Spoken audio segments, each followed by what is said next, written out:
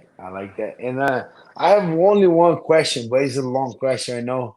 I know it's gonna take a little bit while for you, but you have a freaking turning career moment on your career. You know that one time we talk about that you got, you know, UFC let you go, and you kind of, I hear that, you correct if I'm wrong, but you kind of homeless for a little while, and then sign to PFL, start beating everybody, and boom, gets $1 million. So tell a little bit, tell us a little bit, how was that process? You know, getting let go from the UFC, and then restart building everything, and get going again. So and now $1 million guy going to the second $1 million fight.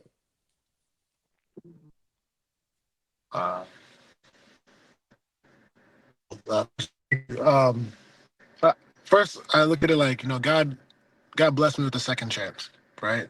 Not everybody gets that in life, and we know Dieter, like probably he's my head, right? He really runs out of my schedule, and he always teaches me like, when you get a second chance in life, you better make the most of it, right? And Yeah, oh, was Gilbert there? yeah, I'm here. Yeah. Well, okay, I just don't see it, but okay, cool. I just don't see it on my screen. But when you get a second chance in life, you got to make the most of it. And like life happens, man. Like sometimes you don't know what affects somebody or what happens. And I can go through all the personal things that everybody does, but made the best decisions that I could, and I ended up in my car. So I was like, okay, so what do I need to do to make these adjustments? So I think when two things happen in life, like when you fail, you got to own the failure so you can own the success. Right? So I'm like, all right, I'm Yes. here, but this is not over. So I was like, what do I need to focus on? That's the So I just parked my car next to the gym, and I got to the gym at 6 a.m. I had a shower, I had a place to brush my teeth, and I could warm up some food. I just did Instacart, and I worked as much as I could. Like I worked Wow. at the bar, I trained as many clients as I could. I learned a lot of lessons about business and how I charge clients.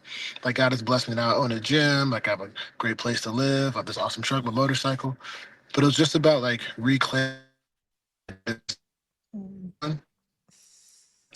Just said, hey, this is what's been going on in my life. What do I need to do to change it? He said, let go of this relationship, do this, be very disciplined. And like this, in my church, he always says, like, most important verse, it says, above all else, guard your heart because everything you do flows from it. So I took it very seriously.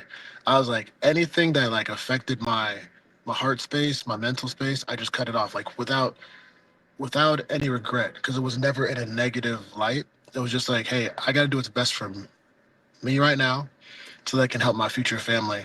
That's what I say. Like I'm single, no kids, but I would say like my goal is honor God, do my job, and I'm working for my future wife and kids. So whatever gets in the way of that, I don't care if you were my best friend, if you Boom. were family, like I cut it off. And I started realizing it gave me room to grow. So I would go in the gym every morning at 6 a.m. I would train a couple hours, like about 6 to 8, hop in the shower, eat a little bit of food, then walk to the beach, and I go back to the beach and come back and just chill. I'm like, all right, we're gonna make the most of today. And then I just isolated myself, man. Like I lived on the farm, lived in the yurt in the forest. And then when that opportunity came, I would say, God, like I need an opportunity, but when that opportunity comes, I'm gonna make the most of it. PFL Nice. didn't have a 185. I didn't think I need to fight at 70 again for 4 fights. But I was like, hey, you fight 205. And I called everybody out. I called Ponzinibbio out. I was gonna fight up and fight Ovin St. Preux. I was gonna fight whoever, and then I got a fight with Jared Gordon, Jared Gooden, Good. Jared Good Gooden. thing. Yeah. Gooden, yeah. So I fought him in Jared Gordon's my friend, Jared Gooden, in XMMA as at 85. I was told, hey, you fight this fight, let's go back to the UFC. I didn't get it. I won the fight, I finished him, but I didn't get to the UFC. I was like, okay, cool. But I said, God, when my name is called, I'm gonna be ready, whatever it's gonna be. I was praying in the shower, got the call, hey, PFL, they don't want to talk too much, but you ready to go in like about a month? I'm like, let's go. 205.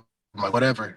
And then one thing I did learn in that Johnny fight and this moment too, is you gotta believe in yourself. You have to like say, no matter what anybody else thinks, like if you're crazy, just go. Because everybody's gonna call you the crazy guy until you do it, right? I remember, why you fight 205? That's stupid. Why would you go 205? You fought as low as 70. I said, put up another man in front of me, I'll take him out. And that's what I just made that decision.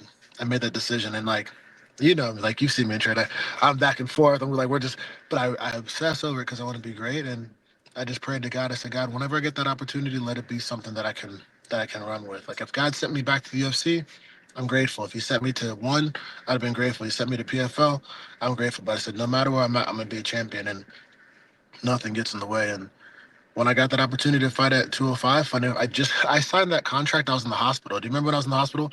And I had like Yeah. just at the end of all this, like I was gonna fight the Joker, Maluko, and I was gonna fight another guy.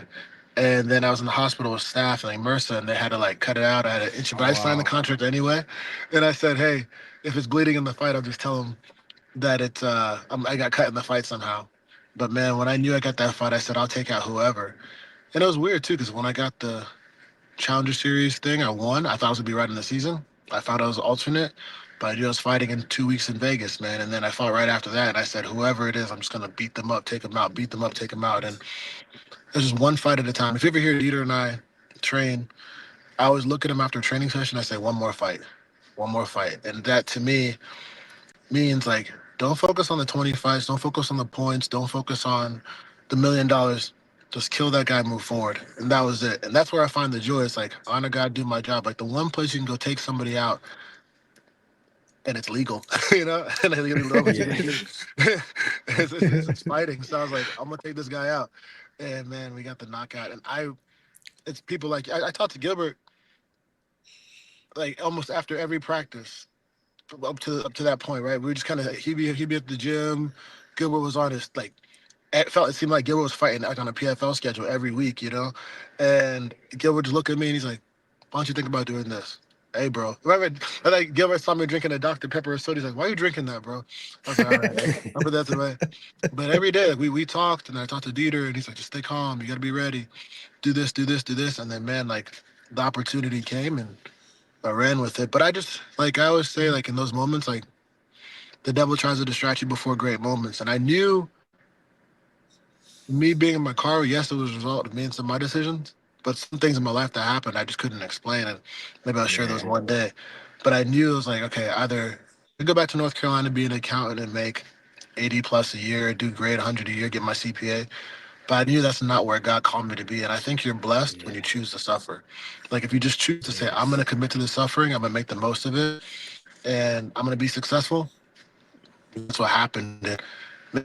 And I love to fight. Sometimes I'm training. I'm like, man, I just want to fight. Like that's it. Like give me. I'll fight every other weekend of the year if I was allowed, or every weekend if they let me.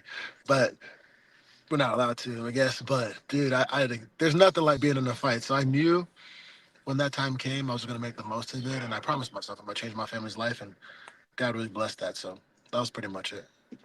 That was I gotta cool. I gotta ask one last question. What's the first thing you did when you won the $1 million, or what's the first financial thing you did? The first thing I did is I tithe. I went to church and I tithe. Like, and I think Nice. that, like the first thing is like, hey, I tell you, it's funny, right? You make $100 and you tie 10%. It's completely different when you make $1 million and you tie 10%. The you're like, lot right. you're like, Lord, I'm It's trusting easy you. on the easiest little, right? On the Right? easy $10. Yeah. Right, you're like $10 guy, but they say if you're faithful with a little, be faithful with a lot. And I can honestly say this is probably one of the best years of my life. Like challenges Wow. for sure still Nice. happen, but like For sure. I can say as a testament, I've made more money than I did in my first entire season PFL in a few months than I did with just the $1 million. And that's not saying that was like a boastful way. I'm saying it because like I didn't do it on my own. Like I have great trainers like Dieter. Like you just see, I'll talk to Dieter. I'll call him. We'll argue, and I'll call him, and I'm calling him like for 2 hours. I'm like, but what about this? He's like, bro, shut up. Like, but we have people who I'll just ask questions. Like I was asking Gilbert and Robbie a question yesterday. It's a question. It's a question. It's a question. It's like people like that have really blessed me, right? And then like, Nice. I finished the Harvard certificate in business. I'm gonna go get my MBA. I'm gonna do this, but I just remember thinking like Nice. there was a time in my life I had none of that. So the first thing I had to do was give it back to God. So the first thing I did was 10%.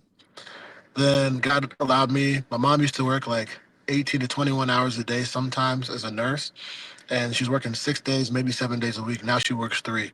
So that was my next like Nice. thing, like just like help them out. And I just customized my motorcycle. I blacked it out. And then I was like, all right, I'm not wasting money. I'm not doing nothing. I got a couple of tattoos, and that's about it. And then God's been blessing me really to just kind of reinvest in my career. I'm actually just grateful to say, like, next month, like, we'll be submitting to a film festival. So I've been building out a media company, but made my first moto film with my team, and Nice. Very super cool. stoked about that. And that's been it. That's been it. Like, I, I've been in my car before, bro, and I don't ever want to do that again. So I was like, I wasn't too keen on spending crazy money. Hey, there we go. So Now, I remember Impa just before we let him go, but I remember Impa. He was fighting at 170, Matty.